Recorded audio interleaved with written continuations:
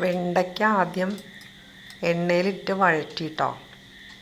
അതിൻ്റെ ഒന്ന് വഴണ്ട് കഴിയുമ്പോഴത്തേക്കും ആ ഒരു കൊഴുപ്പൊക്കെ മാറുമല്ലോ. അപ്പോൾ തക്കാളിയും സവാളയും ചെറിയ ഉള്ളിയും ചേർത്ത് കൊടുത്തു.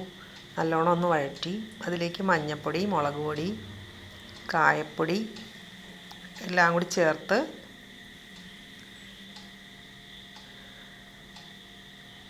കുറച്ച് സാമ്പാർ പൊടിയും കൂടി ഇട്ടു കേട്ടോ. സാമ്പാർ പൊടി ഒരു 1.5 സ്പൂണാണ് ഇട്ടത്.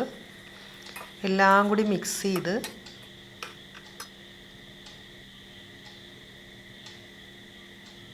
പുളി പിഴിഞ്ഞൊഴിച്ച് ഒരു നെല്ലിക്കയുടെ വലിപ്പത്തിലുള്ള അത്രയും പുളി വെള്ളത്തിലിട്ടിട്ട്, മുഴുവനും പിഴിയണ്ട, പുളി അധികമാണെങ്കിൽ പിന്നെ അത് ഇതാവില്ല. അപ്പോൾ നമ്മൾ കുറച്ച് പിഴിഞ്ഞൊഴിച്ചാൽ മതി.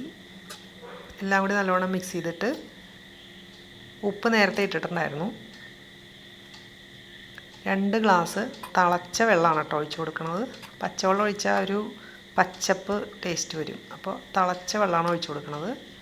എല്ലാം കൂടി ഒന്ന് മിക്സ് ചെയ്തതിന് ശേഷം ഉപ്പ് പാകത്തിനാണോ നോക്കിയിട്ട് വേണമെങ്കിൽ ഉപ്പിട്ട് കൊടുക്കുക. ഒന്ന് അടച്ചു വയ്ക്കുക. നല്ലോണം ഒന്ന് തിള വരുമ്പോഴത്തേക്കും ഒന്നും കൂടി ഇളക്കി ഒരു 2-3 മിനിറ്റും കൂടി അടച്ചു വെച്ച് വേവിക്കാം.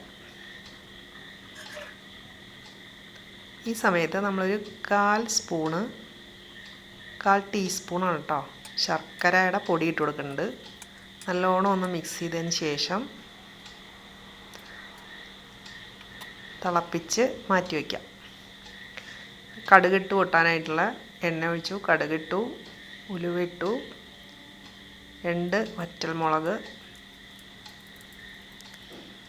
കരിവേപ്പിലയും കൂടി ഇട്ടിട്ടുണ്ട്. എല്ലാം കൂടി നമുക്ക് മാറ്റി വെച്ചിരിക്കുന്ന ഈ സാമ്പാറിലേക്ക് ചേർത്ത് കൊടുക്കാം. അപ്പോൾ നമ്മുടെ ഇതെന്താ ഇതിൻ്റെ സ്പെഷ്യൽ എന്ന് വെച്ച് കഴിഞ്ഞാൽ, പരിപ്പില്ലാതെയാണ് ഞാനിവിടെ സാമ്പാർ വെച്ചിരിക്കുന്നത്. അപ്പം പരിപ്പില്ലെങ്കിലും സാമ്പാർ വയ്ക്കാം. വയ്ക്കുന്നവരുണ്ടാവും കേട്ടോ, എനിക്കറിയില്ല. ഞാൻ ചിലപ്പോഴൊക്കെ ചെയ്യാറുണ്ട്. അധികം കഷ്ണങ്ങളൊന്നും വേണ്ടല്ലോ. സൂപ്പർ സാമ്പാർ.